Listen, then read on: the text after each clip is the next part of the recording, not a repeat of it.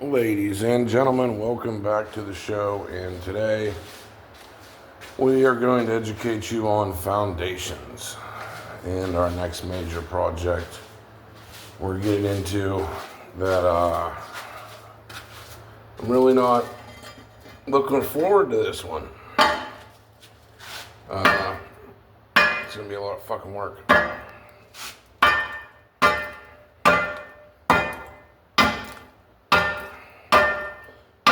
That all has to come off.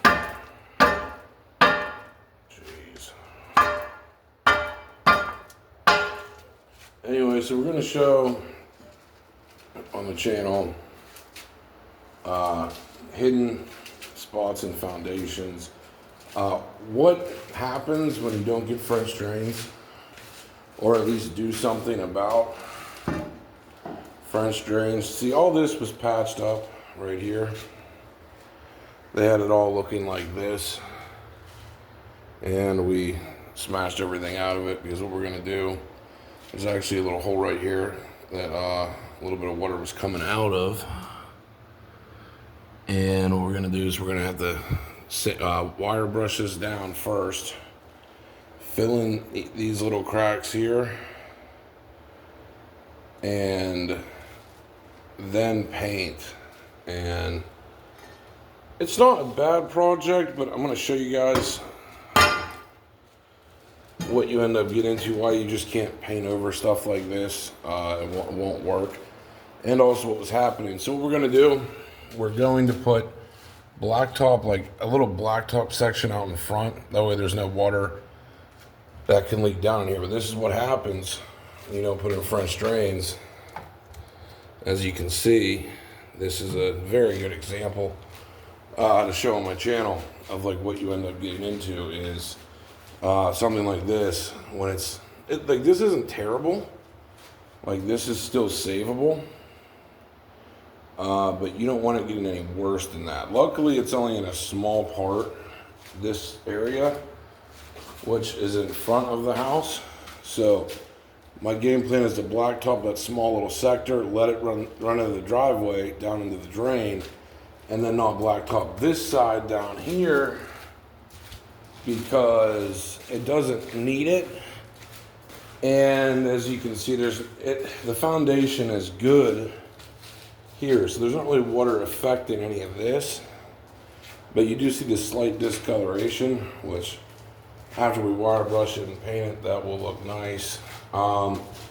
We had a tiny bit of bleed through in this corner. As you can see, I already tore a lot of it apart.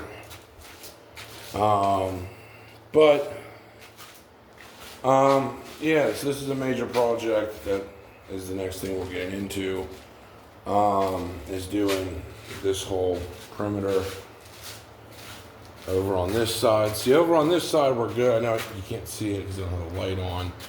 Well, I can maybe the light on. No, I can't. But either way. So, we're going to go over here. We had a little bit. Is that light? No, I don't. We had a tiny bit in this corner. Usually your corners are where your paint doesn't stick, but this is also why you want to use paint that can breathe, because you'll get mold that'll get trapped under the paint if you don't do this correctly and just paint over it. And the original owners of this house clearly did that. They just puttied this right here and they painted over it, and they didn't sand it or do any prep work, and they didn't try to fix it. But luckily this is still in the beginning stages, and my solution should fix it, avoiding having to go the French drain route, because the French drain route, like I said, you're pretty much 10K deep. And I mean, anybody else, if you're just quick selling this house, you could just paint it and just sell it as it is. But if you're holding on to this house sort of as an investment, you want to fix it right, because the price of a finished right home will be a lot more expensive. which I don't really mind doing it because this house is pretty nice. But look, see all that?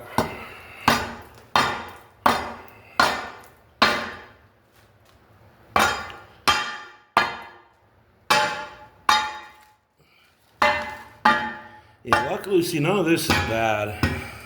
Like when I hit it, none of it flakes, so that's good. So this is a good way to just go around and test and see what you're working with. So you're at least a little bit prepared for what you're doing with that. But at least you're like a little bit prepared and see what you have to do. Now, luckily for us, it's not too crazy of a project. But it will be a bigger project nonetheless. Because it's a lot of work, especially doing it by yourself.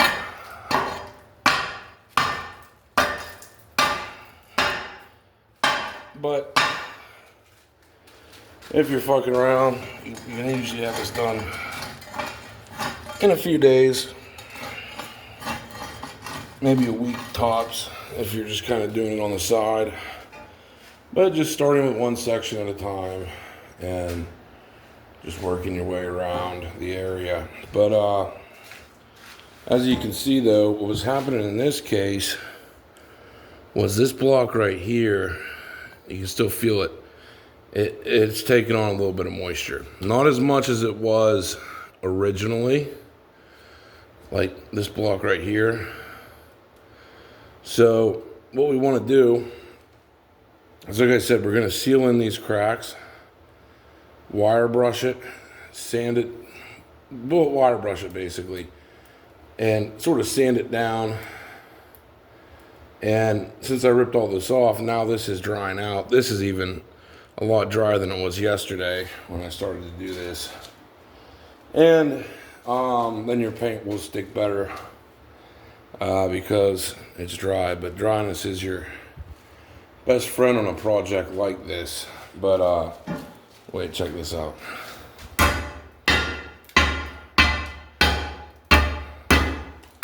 Like, see that paint just flake off?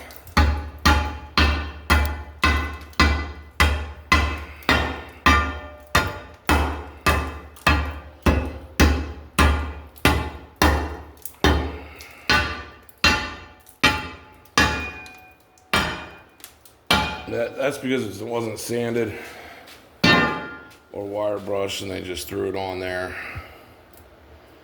and did it that way. So, like I said, what we're going to do is basically just get a wire brush from Harbor Freight, run it all on these, on each block. And your prep work is key. I mean, you don't want to just start painting everything. You really want to prep a section, paint, prep a section, paint, and kind of do it that way. But yeah, it's definitely a hefty project that we're about to get into. We got to fix this along here, and let me see. Let's see if this is that bad. See, like, yeah, the rest of this isn't that bad. Like, it's gonna need a lot of the paint broke off.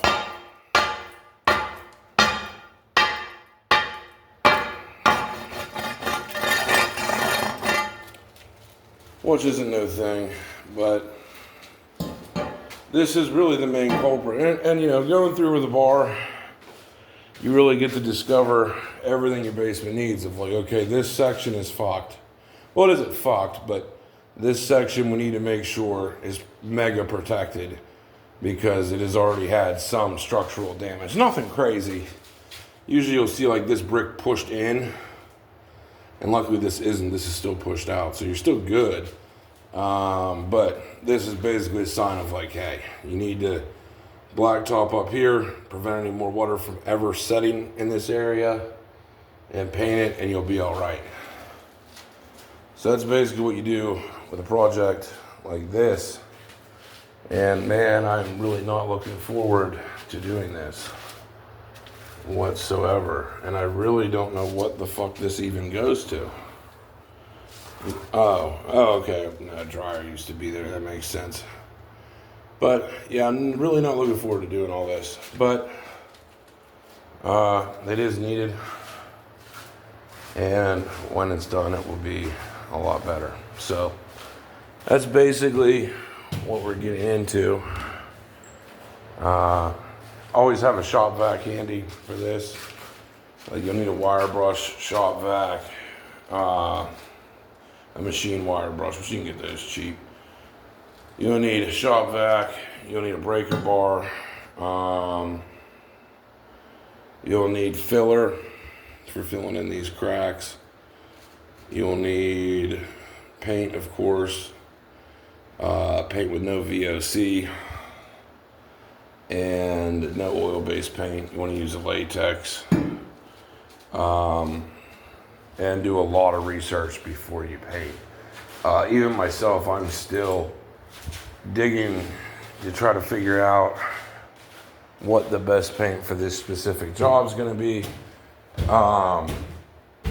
I have some good ideas, but I'm not 100% sure yet. So I'm still kind of digging and doing more research myself. But that's everything that we're getting ourselves into. As you can tell, a big project like always. And we're doing it all alone. I might hire my one friend to come down and help me do it, but at the same time, I might just chip away at it a little bit day by day until it's done. But so that's everything I wanted to cover. But I don't know if you guys can see on this video, but right along here, I decided I'm going to blacktop this little section. That way water just can't even leak down in there from the gutters. And then this other one I'm going to leave, because you can't avoid getting French drains, but you really got to survey what part of your basement's getting water and what parts aren't. And in our case, like right here, I don't know if you can see this drain or not, but we have a drain and this has 4-inch pipe. So in its case, I wouldn't want to blacktop this and that, because even though it would look nice, you would have a lot of water rushing down into here and it would probably overflow this drain. And right here is not really a problem area. It's not really seeing any water. So basically what you can do is blacktop that one area for like $600 to $1,000. You get it blacktopped, and that shouldn't overflow the drain. Like during heavy rainstorms, it may overdo it, but I don't think it will. And if it does, some things you can do is put in a bigger drain, which no one wants to do that because it's a lot of work. Or drill a couple extra holes in there, which will help it take down more water. But that is basically our game plan, and I think it'll work really good because the rest of the basement is not seeing any water whatsoever or any moisture on the blocks, as I was showing you guys in the video. But the other side, where I'm talking about blacktopping, that's really the only spot that's the foundation has seen slight damage from. So you're clearly seeing where the water sets and what you're up against. I mean, us doing the gutters helped it tremendously because those blocks were really damp when I first bought this house. So yeah, so we basically learned from that that it definitely helped tremendously, but there's still a tiny bit of moisture. And I don't know if it's because I've been running the garden, the outside water, and I'm gonna stop doing that actually because there's outside water over here, and I'm gonna stop running that And I'm going to use the other spigot out here if I need to use water. But I've noticed that is a bit of a contributor to water getting in to the basement foundation. Plus, we've had a couple rainstorms to test our new system, all of our pipes, and they're all working great. So they're at least doing what they need to do. But like I said, there's probably still a tiny bit coming off of the roof that is still getting there, which it's not a lot, and it probably wouldn't affect it if you did a nice paint job over it and do your walls right. It would probably be all right. But we're going to blacktop over that spot just to be on the safe side. Just because I don't want that part of the foundation seeing any more damage. And that's kind of like the cheap and easy fix without having to dig up and do French drains, which is a pain in the ass. So that's what we're kind of going that route. Even though eventually I'll probably get pissed off and put in French drains. But we're hopefully going to avoid that. I think we'll be able to avoid it going this route. So that's why it's important to go through, check your foundation and really see where the weak points are, where if any of the block have moisture on them, and if any of them have like any mildew on them. Like, you want to check all that shit. And then once you're aware of what needs fixed, fix it and paint, and you're pretty much done. So like I said, if I just wanted to quick flip this place, which I could have did, I could have just sold it as is with that paint, kind of being shitty. But it being done right definitely, in my eyes, increases the value a lot more. To where, like, you could quick sell it for like 140, 150, just kind of as it is. And when you fix that issue, paint the basement, you're pretty much at $180,000 finished home that will probably rocket up to 200 to 250K in the near future. So that's kind of my game plan behind this property, and why I haven't just quick sold it, even though it is very tempting. Especially the more and more I dig into it, I'm like, oh.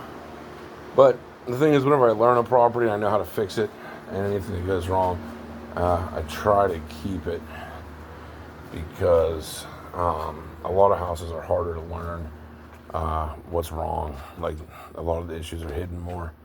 So that's why we are going to do the basement the right way, and make it really nice. So that's just kind of where we're at.